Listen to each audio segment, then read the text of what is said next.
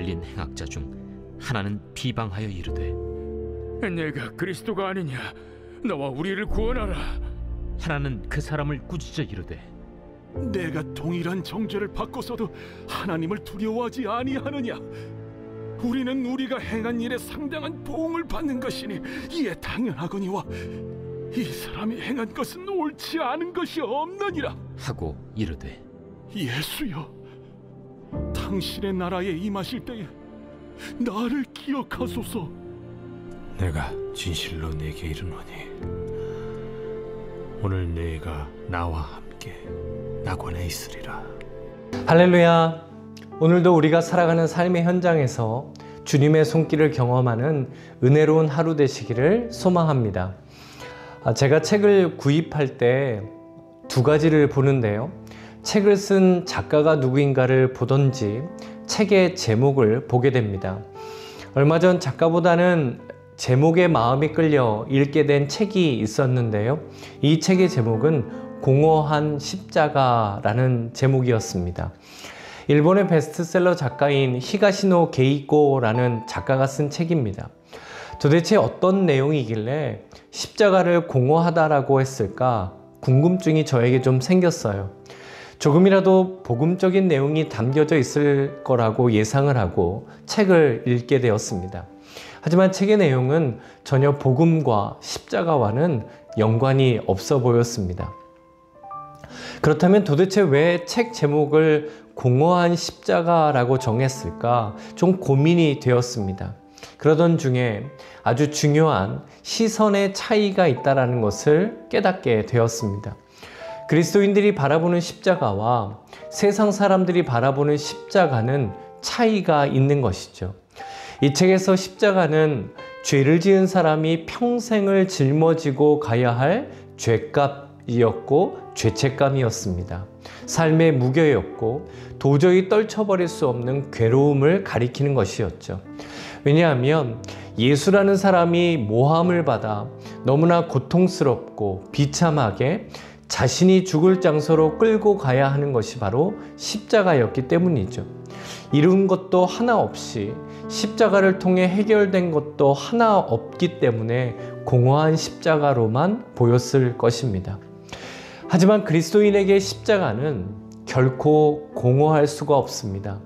십자가는 내가 짊어지고 가는 인생의 무게도 아니고 삶의 괴로움이거나 피곤한 어떤 인생의 짐을 의미하는 것도 아닙니다. 내가 예수님을 믿기 때문에 내가 당해야 하는 어떤 손해나 어려움이나 내려놓아야 하는 것들이 십자가는 아닌 것이죠. 그리스도인에게 십자가는 생명이고 소망이요 능력이고 구원을 이루시는 하나님의 사랑인 줄로 믿습니다. 오늘 본문에 보면 십자가에 달리신 예수님을 바라보는 완전히 다른 두 시선이 있습니다. 예수님과 함께 십자가형을 받은 두 죄수가 있었죠. 그들도 예수님과 같이 채찍을 맞았고 무거운 십자가를 지고 골고다 언덕까지 올라왔습니다. 하지만 그들은 자신들이 저지른 범죄에 대한 형벌로 십자가형을 당하고 있는 것이죠. 당시 로마 시대 때 이 십자가형은 극악무도한 범죄를 저질렀거나 살인을 행했거나 아니면 로마 정부에 대한 반역죄를 일으킨 죄수들에게 내려졌습니다. 지금 예수님과 함께 십자가에 달린 죄수들도 이런 범죄를 저지른 사람들이었던 것이죠. 그렇다면 이 두 사람은 자신들처럼 십자가에 달려있는 예수님을 어떻게 바라보았을까요? 먼저 한 사람은 예수님을 비방하고 조롱하는 시선이었습니다.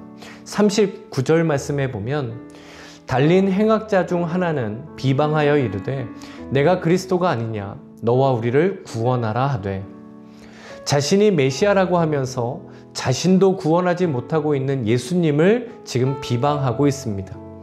이 비방하다라는 원어적인 뜻을 보면 단순히 조롱하거나 불평하거나 무례하게 몇 마디 하는 그런 정도가 아닙니다. 예수님을 의도적으로 경멸하고 아주 악한 욕을 하고 있는 모습을 나타내는 것이죠. 하지만 다른 편에 달린 죄수는 이 죄수의 말을 듣고 오히려 그 사람을 꾸짖게 됩니다.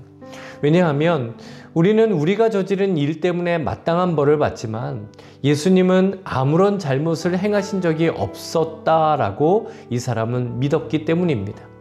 이 죄수는 예수님을 행한 것 중에 옳지 않은 것이 하나도 없는 순결한 분이다라고 고백을 한 것이죠.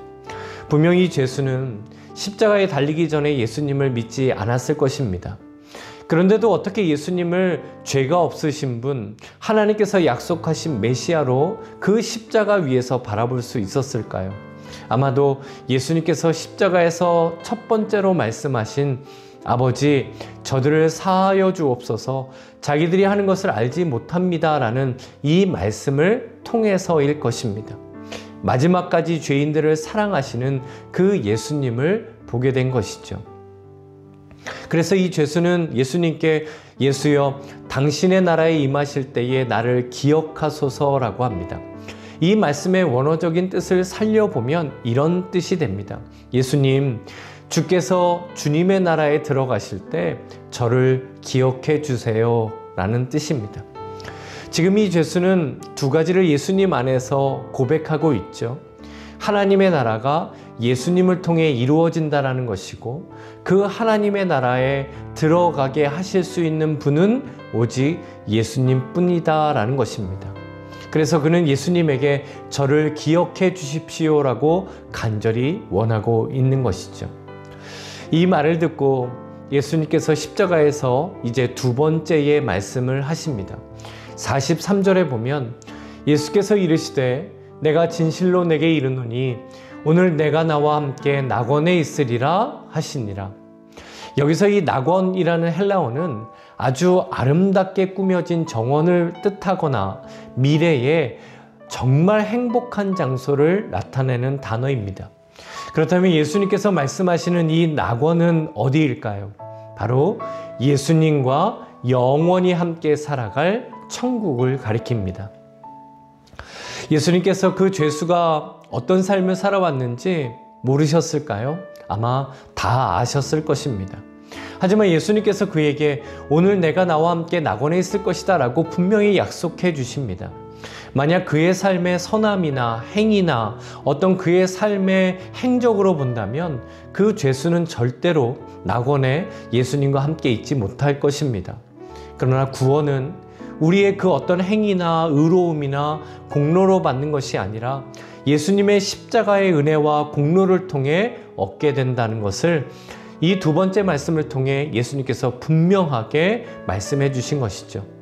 구원은 예수님을 믿는 자들에게 주시는 하나님의 값없는 선물이고 전적인 하나님의 은혜인 줄로 믿습니다.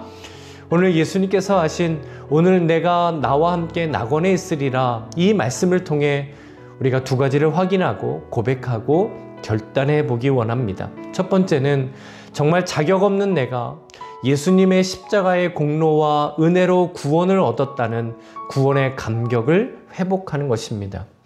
그 십자가의 사랑이 내 안에 감격이 될 때, 그 십자가의 은혜가 내 삶에 녹아들 때 말로써 십자가를 경험하는 것이 아니라 우리는 가슴으로 십자가를 경험하는, 십자가의 흔적을 가진 삶을 살게 되는 것이죠. 주님 안에 사랑하는 성도 여러분, 전적인 하나님의 은혜로 주신 구원을 이루신 우리 주 예수 그리스도를 향한 감사와 감격이 있기를 간절히 소망합니다. 그리고 두 번째는 예수님께서 주신 천국의 소망을 가지고 사는 것입니다. 예수님께서는 십자가에서 내가 나와 함께 낙원에 있으리라는 천국의 소망을 말씀해 주셨습니다.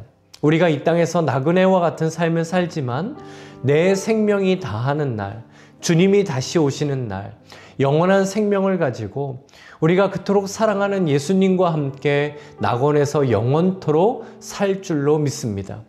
그래서 십자가의 사랑은 천국을 소망하게 합니다. 나그네는요, 잠시 머무는 곳에 자신의 모든 것을 쏟아내지 않습니다. 왜냐하면 나그네는 자신이 가야 할 곳을 바라보며 사는 사람이기 때문입니다. 우리를 두 팔 벌려 안아주실 예수님이 계신 그 천국을 소망하며 살아가는 저와 성도님들 되시기를 간절히 소망합니다. 이제 말씀을 마치면서 고난주간이 되면 늘 듣게 되는 찬양 한 곡을 소개해드리고 싶은데요. 이 찬양의 제목은 Jesus Remember Me 라는 찬양입니다. 프랑스에 있는 크리스찬들이 모여 사는 이 떼제라는 공동체가 있습니다. 그곳에서 만들어지고 부른 찬양인데요. 이 찬양의 가사는 딱 두 줄입니다. 예수님 저를 기억하소서, Jesus remember me. 당신의 나라가 임할 때, when you come into your kingdom. 오늘 이 말씀을 생각하시면서 잠시 함께 이 찬양을 들어보겠습니다.